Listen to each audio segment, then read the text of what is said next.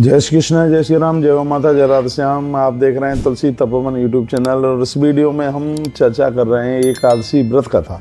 षटतिला एकादशी व्रत कथा सुनिएगा और मैं आपको कह दूं, इसको सुनने से पठना श्रवणाद राजन अग्निष्टफलम लभेत, बहुत बड़े बड़े यज्ञ करने का सौभाग्य प्राप्त होता है। इतनी बड़ी महिमा है षटतिला एकादशी व्रत कथा की, वो आप सुन लें।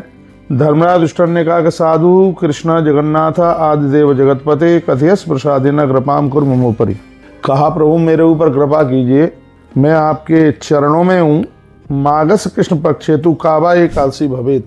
माघ के कृष्ण पक्ष में पड़ने वाली एकादशी का नाम क्या है? किम नाम को विदिस्तस्या एदम स्तरतो वदः। आप बताइए किस तरीके से इस व्रत को किया जाए, इस व्रत कथा का महात्म्य क्या है? ऐसा युधिष्ठिर ने भगवान श्री कृष्ण को पूछा।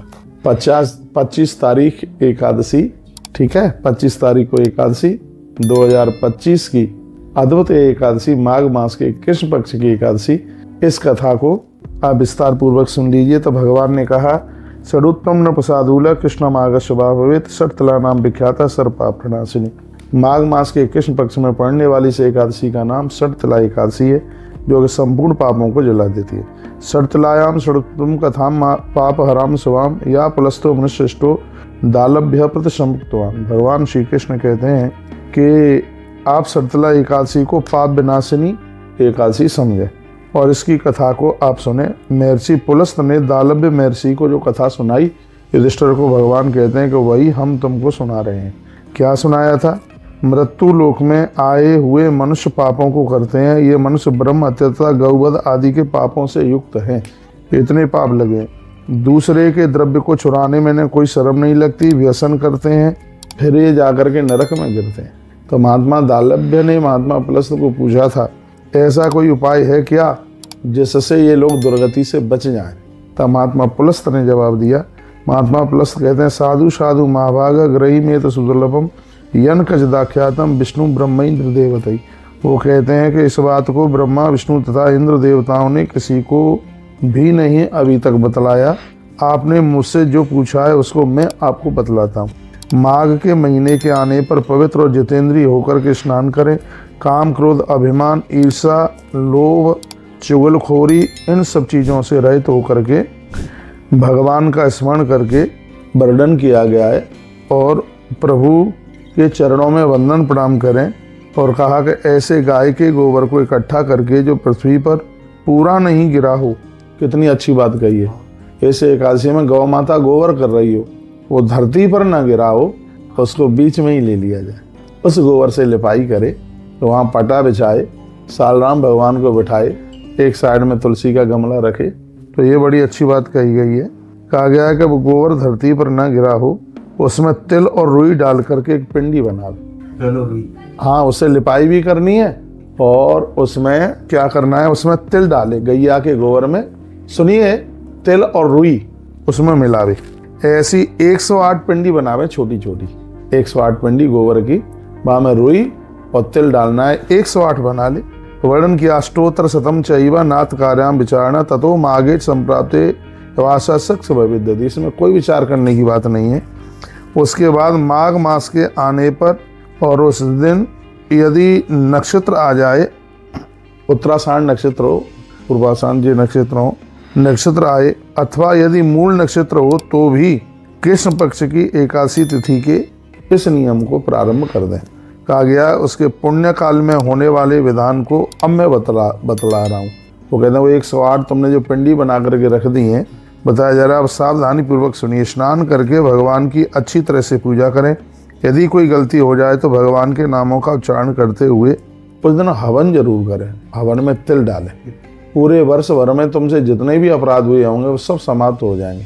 108 पिंडियाँ आपने रख ली हैं और बिल्कुल ठीक उसके सामने ही बैठकर भगवान को सामने रख करके ये कथा सुननी है। जो कथा हम आपको सुना रहे हैं, उस दिन हवन जरूर करें, क्योंकि षटतिला एकादशी तब ही पूरी होती है जब यहाँ 6 जगह पर तिल यूज किया जाता है। तिल को 6 जगह प्रयोग में लेंगे तभी ये एकादशी पूरी होगी, नहीं ये पूरी नहीं होगी। तो तिल 6 जगह कहाँ कहाँ इसको प्रयोग में लिए जाएंगे वो बताया गया है। कहा गया, स्नाने प्रशासन के सस्ता तथा कृष्ण तिलामुनि तान प्रदात प्रीतिन था शक्ति दुजातमे तिलस्नाई तिलद्वर्ती तिलहोमी तिलोदकी तिलदाता च भुक्ता च सठ तिला पापनाशना।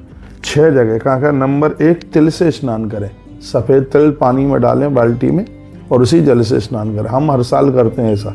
हाँ, दूसरी बात है कि पीली मिट्टी में तिल पीस करके डाल करके उसका उबटन करें, शरीर पे लगाएं पूरे पे, मिट्टी में, पीली मिट्टी में तिल डाल करके। न वो गिर जाती है, लगती नहीं है, वो हमने करके देखा है, इसलिए इसमें बर्डन है वो बढ़िया है। पीली मिट्टी में उसको लगा करके, हाँ, लेप्स जैसा हो जाता है, पीस करके उसको। फिर कहा गया तीसरे नंबर पर तिल का हवन करें, तिल का हवन करें। और अगली बात कही गई है तिल को पानी में मिला करके सूर्य भगवान को अर्घ दें और उस दिन तिल का पानी स्वयं पिए, पानी में मिला करके तिल उसको पिए। नंबर 5 में कहा गया है तिल का दान जरूर करें, तिल का दान। और 6 नंबर में लिखा हुआ है कि तिल के पदार्थों का भोजन करें, कोई गजक वगैरह, तिल कुटिया वगैरह, ये चीज़ खाएं। ये तिल को जब 6 जगह यूज किया जाता है तभी इसका नाम सठ तिला है, इसलिए इसको सठ तिला कहते हैं। तो भगवान इस बात को बता रहे हैं, तो वो कहते हैं तो भगवान का भोग भी बड़े प्रेम पूर्वक लगाएं। भगवान को कहें पुंडरीकाक्ष प्रभु आपको हमारा नमस्कार है। उसके बाद ब्राह्मण की पूजा करें, उनको जल के घड़े का दान करें। छत्र, जूते, चप्पल जो ये दान में दे सकते हैं ये आप दें। इस दिन गौ माता को गौदान करने का बहुत बड़ा प्रभाव है। हो जाए तो काले रंग की गऊ का दान इसमें किया जाए, उसको बहुत विशेष माना गया। कृष्ण कृष्ण महाभाव नमस्ते विश्वभावना। कहा गया सड़ु राजन यथा व्रतम दृष्टम तथा मिथे मृत लोके पुराइश ब्राह्मण एकाच नारद। देवसी नारद जी के लिए ब्राह्मण शब्द का प्रयोग किया है। कहा गया है कि शरीर गैया के अंदर जितने रोम हैं उतने वर्षों तक जीव भगवान के चरणों में आनंद लाभ प्राप्त करता है।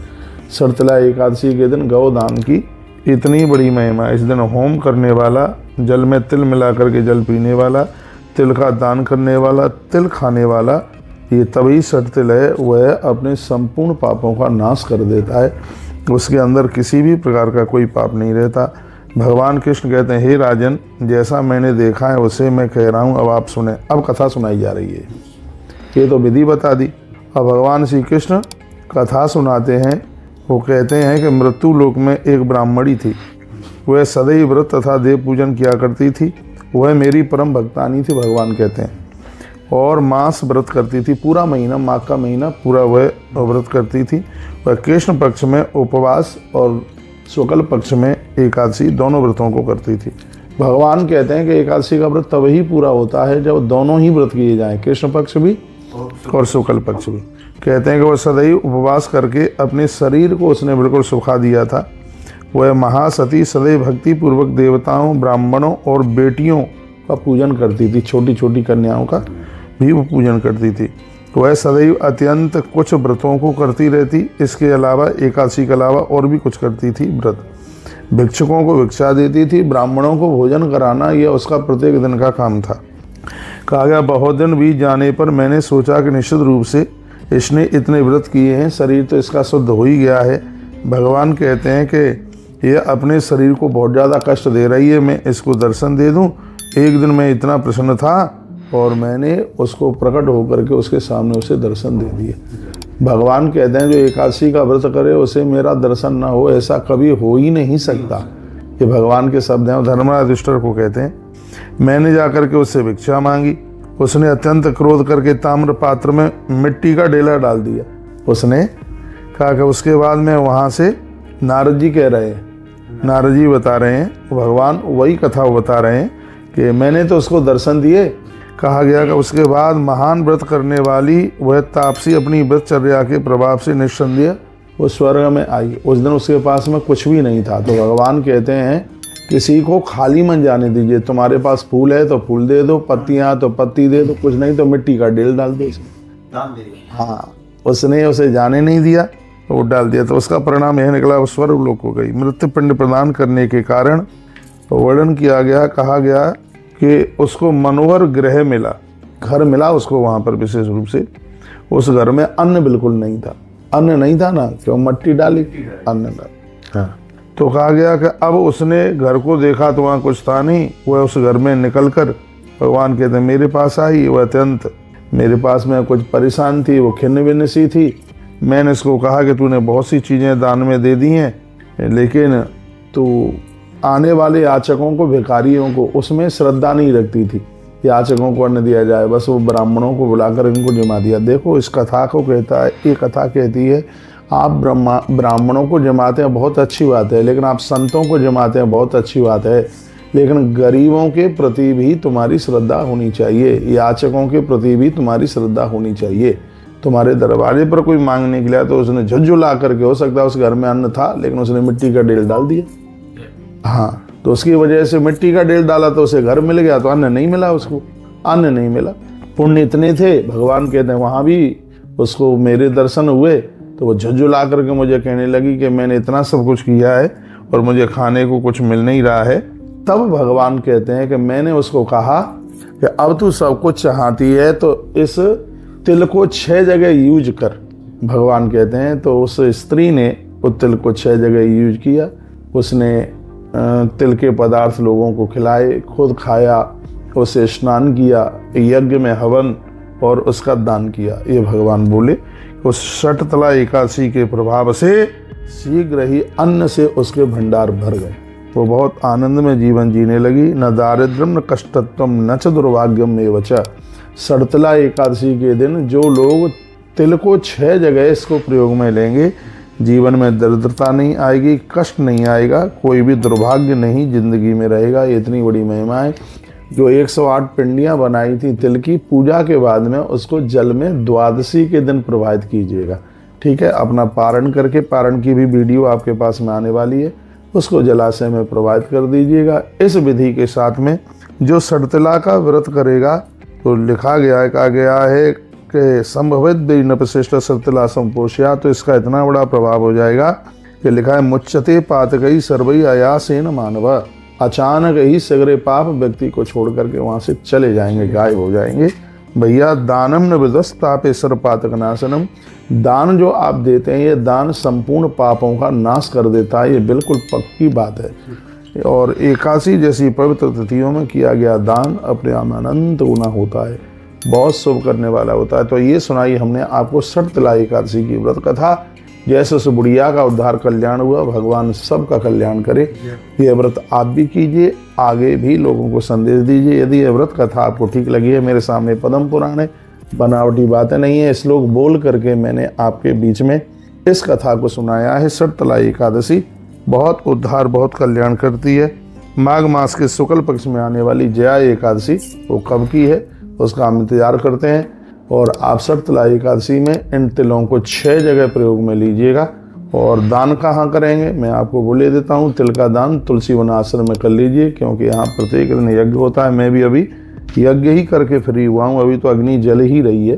तो इसको आप खाने में, इसको आप पीने में, दान देने में, हवन यज्ञ करने में, हर प्रकार से तिल कल्याणकारी है।